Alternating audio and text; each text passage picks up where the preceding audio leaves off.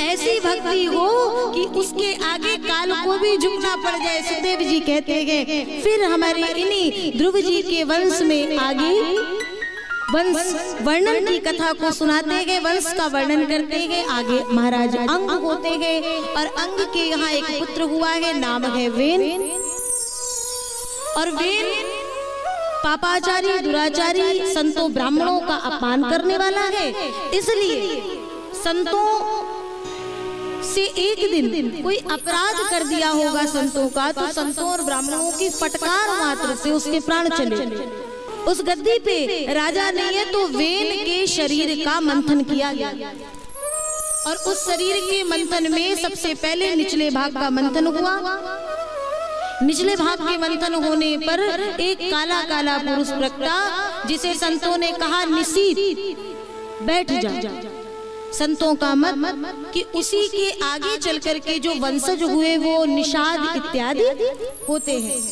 ऊपरी भाग का पुनः मंथन किया गया तो उस भाग के मंथन से महाराज पृथु और महारानी अर्चिका जन्म हुआ। महाराज पृथु का जन्म हुआ। महाराज पृथु को ही सभी ने सुयोग्य देख करके और राजा की गद्दी पर बिठा दिया। अच्छा, उस समय प्रक्रिया क्या हो रही थी कि पृथु जी को सभी ने बताया कि हम जो पृथ्वी में कुछ भी बीज बो रहे हैं वो सब कुछ पृथ्वी अपने भीतर ही समाहित कर ले रही है, कुछ लौटा के नहीं दे रही। पृथु जी को ये सुनकर के बड़ा क्रोध आया और पृथु जी ने जब अपने ही नेत्रों से वो बात देखी तो पृथ्वी को मारने को दौड़े। उस समय पृथ्वी गौ का रूप बना करके और प्राण बचाने के लिए भाग रही है और पृथु पीछे से कह रहे हैं ठहर जा, हे वसुधे रुक जा, नहीं तो वसुधे त्वाम वधिष्यामि, हे वसुधे मैं तेरा वध कर दूंगा। और तब पृथ्वी मैया को लगा इसमें यहाँ मेरा दोष हो तो मुझे भय खाना चाहिए, मुझे डरना चाहिए, यहाँ दोष किसका है। वो पृथ्वी मैया रुकी और कहती है महाराज आप मुझे मारना चाहते हैं, मार दीजिए, लेकिन मेरा दोष कहाँ पे है। बोले तू माँ है और तुझसे संपूर्ण पृथ्वी संचालित होती है, संपूर्ण जीव संचालित होते हैं और वो जो तुझ में बीज दे रहे हैं तो उसे लौटा करके नहीं दे करके अपने स्वयं के भीतर समाहित कर रही है। ये दोष है, पाप है, अधर्म है कि नहीं है। तो उस समय पृथ्वी मैया ने जो बात कही वो बहुत ध्यान देने योग्य है। पृथ्वी मैया ने कहा अगर मेरे हिस्से का भाग मुझे नहीं मिलेगा तो मुझे कहीं ना कहीं से तो छीनना पड़ेगा। आपकी प्रजा के जनों ने, लोगों ने मुझ पृथ्वी पर धर्म कार्य करना बंद कर दिए, यज्ञादिक कर्म करना बंद कर दिए और यज्ञ हवन भगवत भजन जब पृथ्वी पे नहीं होते हैं तो पृथ्वी का भाग उसको मिलता नहीं है जिससे वो संतुष्ट होती है। और जब यज्ञ बंद हो गए तो मुझे हिस्सा तो लेना पड़ेगा और अगर ये उसी प्रकार से पुनः वो यज्ञादिक कर्मों का अनुष्ठान करें तो मैं फिर से समस्त वस्तुएं देने लगूंगी।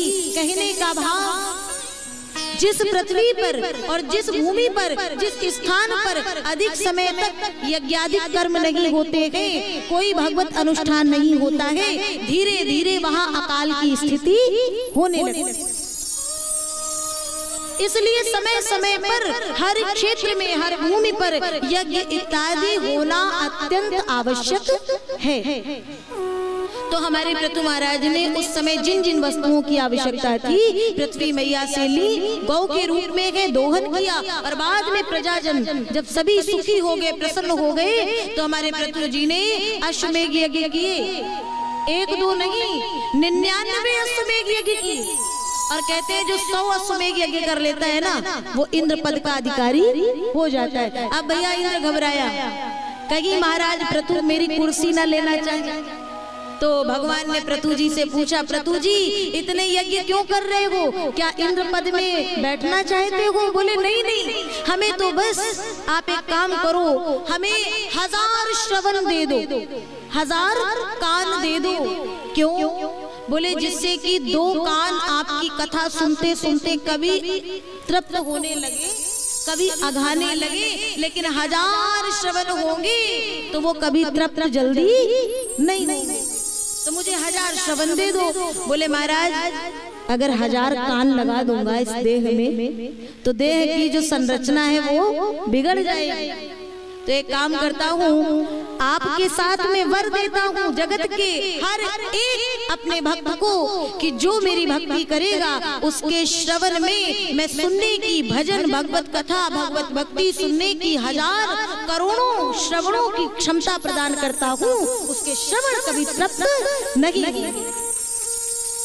भरेगी निरंतर, होई न पूरे तिनके ही तुम कहूँ ग्रह रूरे। जो रोज सुनेंगे लेकिन कभी पूरे नहीं होंगे, ऐसे भक्तों के हृदय में भगवान निवास करते हैं।